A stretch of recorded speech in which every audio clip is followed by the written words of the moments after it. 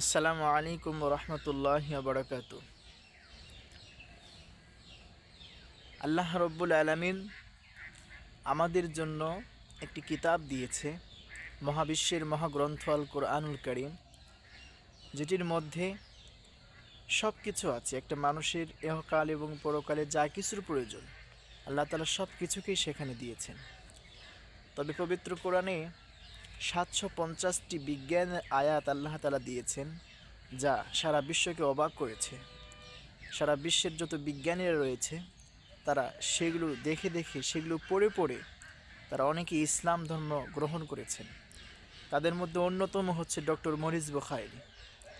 তিনি বিশ্বের অনেক ধর্মগ্রন্থের ভুল ধরেছে।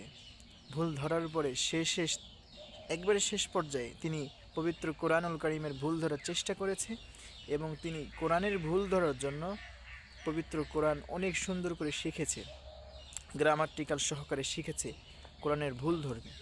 কিন্তু ডক্টর মরিস বুখারী বলেন, কোরআনের ভুল ধরতে গিয়েছিলাম আমি, কিন্তু কোরআনে আমার ভুল ধরে আমারে ইসলাম ধর্ম গ্রহণ করিয়েছে।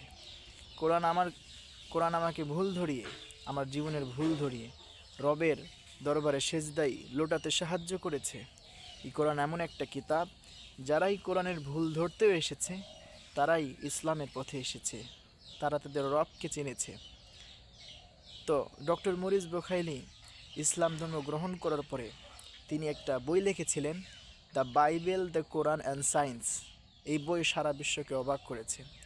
তো আমি যে আহ্বানটা করব, পবিত্র কোরআনে আল্লাহ তাআলা 750টি যে বিজ্ঞানের আয়াত দিয়েছে, এই আয়াতগুলো আমরা পড়ব। যেমন আল্লাহ তাআলা বলছেন, এই পৃথিবীকে আমি বানিয়েছি বিছানার মতন।